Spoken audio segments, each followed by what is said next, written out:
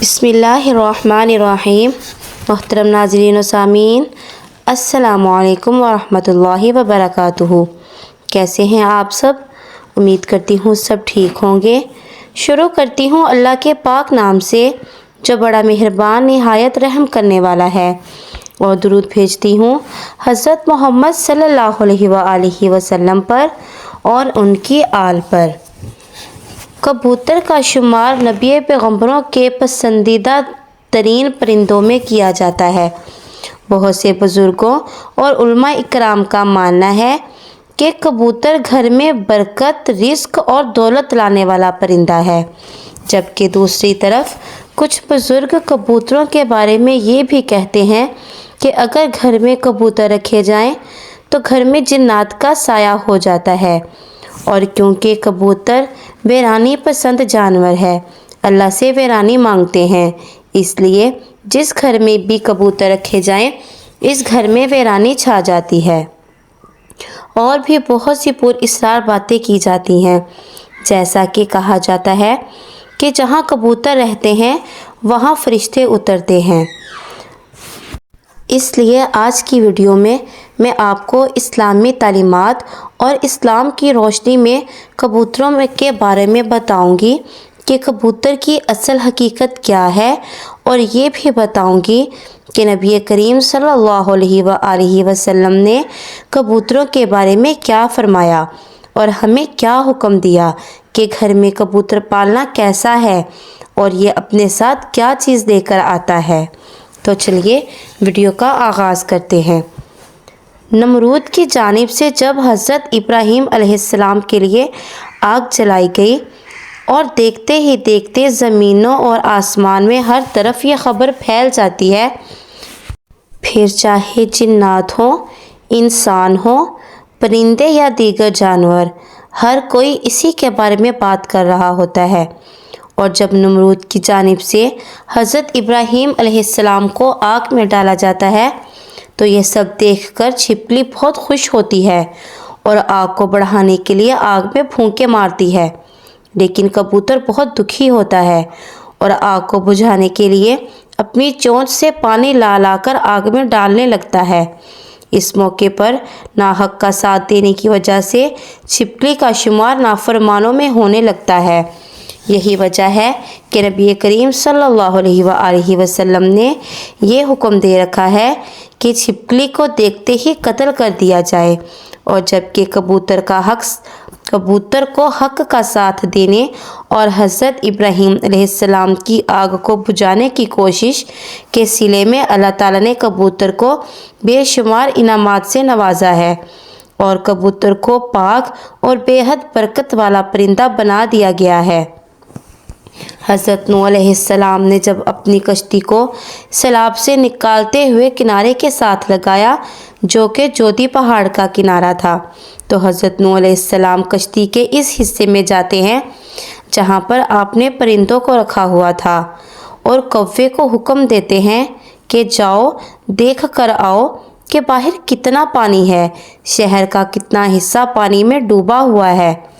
جس کے بعد کوا جاتا ہے، لیکن راستے میں کوے کو ایک مردار کی لاش مل جاتی ہے اور کوا اسے کھانے لگتا ہے اور واپس لوٹ کر نہیں جاتا۔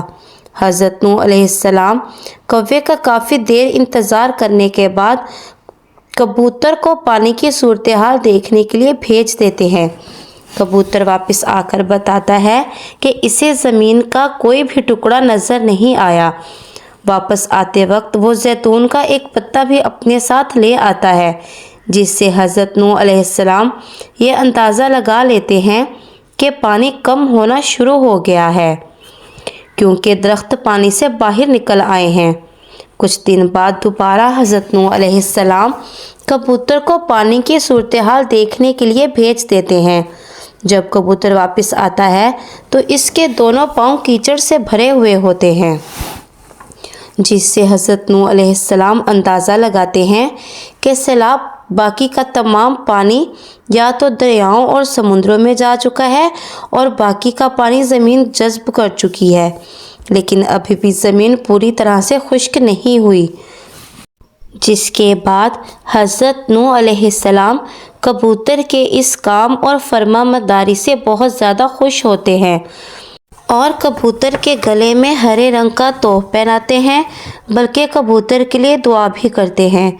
और ये कबूतर के लिए हज़रत नूह अलैहिस्सलाम की दुआ ही है, जिसके नतीजे में तमाम दुनिया के इंसान कबूतर से बहुत ज़्यादा प्यार करते हैं। फिर चाहे आप हरम शरीफ चले जाएं, मक्का मुकरमा चले जाएं या काबे को देख लें, मदीना की पाक वादियाँ देख लें, आपको हर तरफ कबूतर उड़ते फिरते नज़र आते हैं। कबूतरों के कहीं भी आने जाने पर कोई रोक टोक नहीं। कबूतर जहाँ मर्ज़ी चाहे बैठ सकते हैं, जहाँ मर्ज़ी घोंसला बना सकते हैं। जबकि दूसरी तरफ दुनिया में ज़्यादातर लोग कौवे को मुर्दार खोर जानवर समझते हैं और कौवे से नफ़रत करते हैं और इसे मनहूस और गलीज़ समझते हैं। बहुत से लोग ये सवाल पूछते हैं, क्या घर के अंदर परिंदों को रखा जा सकता है और परिंदों को रखना हलाल है या हराम? तो हुज़ूर पाक सल्लल्लाहु अलैहि वसल्लम के एक सहाबी जिनका नाम अबू उमैर था, उन्होंने एक परिंदा पाला हुआ था। तो आप सल्लल्लाहु अलैहि वसल्लम जब भी उनके घर तशरीफ़ लाते तो उनसे ये ज़रूर पूछा करते कि अबू उमैर, परिंदे ने क्या किया। इससे हमें ये मालूम होता है कि घरों में परिंदे पाले जा सकते हैं, क्योंकि अगर घर में परिंदे पालने से ज़रा भी ममानियत होती या ये बरकत वाला अमल ना होता तो आप सल्लल्लाहु अलैहि वसल्लम ख़ुद अपने सहाबा को इससे मना फरमा देते। लेकिन उलमा इकराम का ये भी कहना है कि आप किसी वक्त घर में परिंदों को पाल सकते हैं जब आप इनके लिए खाने पीने का मुकम्मल ख्याल रख सकते हों, सर्दी, गर्मी और दीगर मामलात से इनकी हिफाजत कर सकते हों। जब आप कोई भी परिंदा घर में पालते हैं तो वो मुकम्मल तौर पर आपकी ज़िम्मेदारी हो जाता है। अब अगर आप इस परिंदे का ठीक तरह से ख्याल रखते हैं तो इस पर आपको सवाब मिलता है, लेकिन अगर आपकी किसी कोताही के चलते परिंदे को ज़रा बराबर भी तकलीफ़ पहुंचती है तो इस पर आपको बहुत ज़्यादा गुनाह भी मिलता है। यहाँ तक कि परिंदे का ठीक तरह से ख्याल ना रखने की वजह से आपकी पकड़ भी हो सकती है। इसीलिए उलमा इकराम का कहना है कि आप घर पर तमाम किस्म के परिंदे पाल सकते हैं, जिसमें कबूतर भी शामिल हैं, लेकिन इसी सूरत हाल में जब आप इनके खाने पीने और दीगर मामलात का मुकम्मल तौर पर ख्याल रख सकते हों।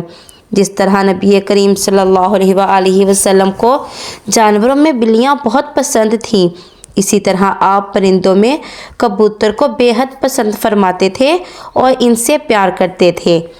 अबू दाऊद में हज़रत अब्दुल्ला बिन मसऊद रज़ी अल्लाह तआला अन्हु से रिवायत है कि एक बार एक कबूतर नबी करीम सल्लल्लाहु अलैहि वसल्लम के सर पर मंडला रहा था और अपनी ज़बान में आपसे शिकायत कर रहा था कि किसी ने इसके घोंसले से अंडे निकाल लिए हैं।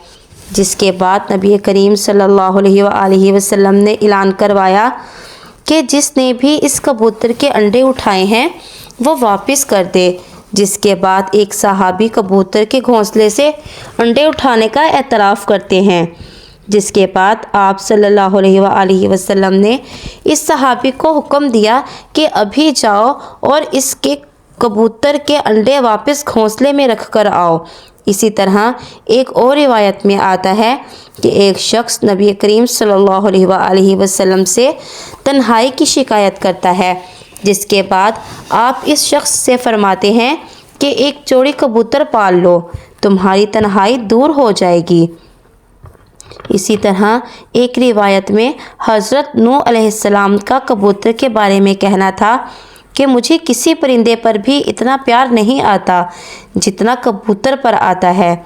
जहां हम एक कबूतरों की फजीलत और बरकत के बारे में इतनी सारी अहादीस और रिवायत मिलती हैं, वहां दूसरी तरफ आपको कबूतरों के बारे में कुछ बहुत ही पुरअसरार और कुछ अजीब किस्म की बातें सुनने को भी मिल जाती हैं। جیسے کہ کچھ لوگ آپ کو کہتے نظر آتے ہیں کہ گھر میں کبوتر نہیں پالنے چاہیے، کیونکہ کبوتر ایک ایسا پرندہ ہے جو تنہائی کو پسند کرتا ہے، اس لیے گھر میں کبوتر نہیں رکھنے چاہیے کیونکہ وہ گھر میں تنہائی اور ویرانی مانگتے ہیں۔ اسی طرح کچھ لوگ کبوتر کو ایک نہایت مبارک پرندہ مانتے ہیں، جس کو اگر آپ گھر میں ٹھیک طریقے سے رکھتے ہیں تو آپ کے گھر میں برکت آتی ہے۔ کبوتر ہر صبح اپنے مالک کے لیے دعا کرتا ہے کہ یا اللہ، جیسے میرا مالک میرے کھانے پینے کا خیال رکھتا ہے، یا اللہ تو ہر ایک کا مالک ہے، اس کے رزق میں کمی مت آنے دینا۔ کبوتر کا شمار ان پرندوں میں ہوتا ہے جو صبح اذان کے وقت بہت زیادہ اللہ کی عبادت کرتے ہیں۔ اگر ہم غور سے سنیں تو ہمیں ایسا محسوس ہوگا کہ جیسے کبوتر کہہ رہا ہو اللہ اللہ۔ بزرگوں کا کہنا ہے کہ ویسے تو تمام ہی پرندے، تمام ہی جانور صبح صبح اللہ تعالیٰ کی عبادت کرتے ہیں، لیکن کبوتر واحد ایسا پرندہ ہے جو جب اللہ تعالیٰ کا نام لیتا ہے، اللہ تعالیٰ کی عبادت کرتا ہے تو اس کی عبادت انسانی کان سمجھ پاتے ہیں۔ باقی رہی بات جنات اور فرشتوں کی، تو یہ روایات کی روشنی میں ہمیں پتہ چلتا ہے کہ جس گھر میں کبوتر رکھے جاتے ہیں وہاں سے برے جنات بھاگ جاتے ہیں، لیکن جو اچھے اور مسلمان جنات ہوتے ہیں جو کہ انسانوں کو نقصان نہیں پہنچاتے، انسانوں کے لیے بیزر ہوتے ہیں، وہ رہتے ہیں۔ اسی طرح روایت سے ہمیں یہ بھی پتہ چلتا ہے کہ شیطان اور شیطان کے چیلے کبوتر سے سخت نفرت کرتے ہیں، اور جس جگہ کبوتر ہوتے ہیں شیطان اس جگہ سے دور رہتا ہے، اور جب کبوتر کا پر ٹوٹ کر گرتا ہے تو شیطان کے چیلے وہاں سے چیخیں مار کر بھاگتے ہیں۔ امید کرتی ہوں کہ میری آج کی ویڈیو آپ کو اچھی لگی ہوگی۔ اگر میری ویڈیو آپ کو اچھی لگے تو میری ویڈیو کو لائک کریں، شیئر کریں، میرے چینل کو سبسکرائب کریں۔ ملیں گے نیکسٹ ویڈیو میں، تب تک کے لیے اجازت دیجیے۔ اللہ حافظ۔